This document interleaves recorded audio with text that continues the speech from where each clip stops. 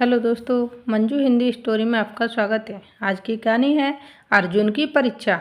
महाभारत। एक बार महर्षि व्यास पांडवों से मिलने आए। वे त्रिकालदर्शी थे।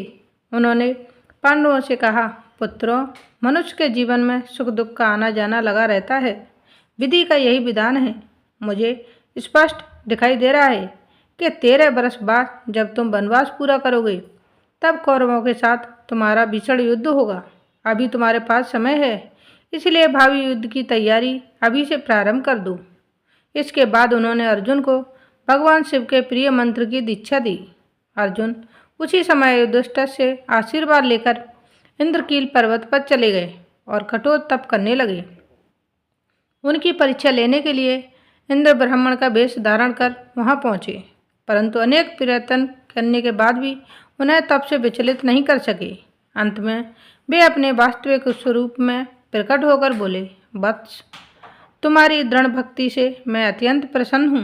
तुम भगवान शिव से पाशुपत नामक अस्त्र प्राप्त करो। मैं वचन देता हूँ कि उसके बाद मैं तुम्हें दिव्यास्त्रों का ज्ञान प्रदान कर दूंगा। ये कहकर वे अंतर्ध्यान हो गए। अर्जुन पुनः तपस्या में लीन हो गए। इधर दुर्योधन को अपने गुप्तचरों द्वारा पता चल गया कि अर्जुन तपस्या कर रहा है।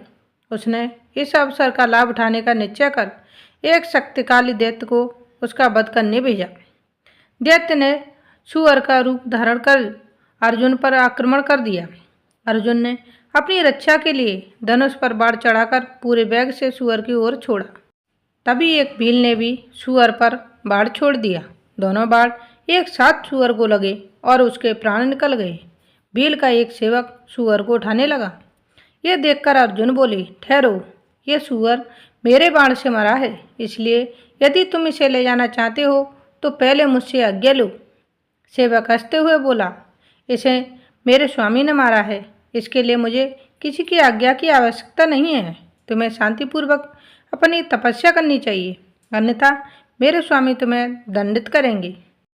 सेवक की बात सुनकर अर्जुन क्रोधित हो गए और गरज कर बोले, ठीक है, बुलाओ अपने सेवक को, मैं उससे युद्ध करने को तैयार हूँ। ये बाण स्वयं ही सत्य कह देंगे। सेवक ने भील को अर्जुन के बारे में बताया। भील भी अर्जुन से युद्ध को तैयार हो गया। दोनों का युद्ध शुरू हो गया। फिर देखते ही देखते भील ने अर्जुन के सभी बाण काट दिए। अर्जुन आश्चर्यचकित रह गए।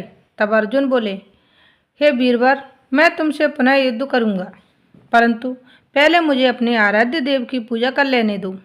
ये कहकर अर्जुन ने धनुष बाण रख दिए। फिर जैसे ही भगवान शिव की पूजा अर्चना करते हुए उन्होंने शिवलिंग पर पुष्प चढ़ाए, पुष्प भील के चरणों में पहुंच गए। वास्तव में भील के रूप में वे भगवान शिव थे जो अर्जुन की परीक्षा ले रहे थे। अर्जुन भी उन्हें पहचान गए। तब भगवान शिव अपने वास्तविक रूप में प्रकट हो गए। उनका सेवक भी नंदी रूप में प्रकट हो गया। अर्जुन उनके चरणों में झुककर श्रद्धा भाव से स्तुति करने लगे। तब भगवान शिव ने प्रसन्न होकर उन्हें पाशुपत अस्त्र प्रदान कर दिया। इस प्रकार भगवान शिव ने अर्जुन को अपनी कृपा दृष्टि से अनुग्रहित किया। आज की कहानी यहीं समाप्त होती है। आप सभी को मेरी हिंदी कहानी अच्छी लगती हैं तो लाइक, शेयर और सब्सक्राइब जरूर करें और कमेंट करके बताएं कि मेरी हिंदी कहानियाँ आप सभी को कैसी लगती हैं। Thanks for watching.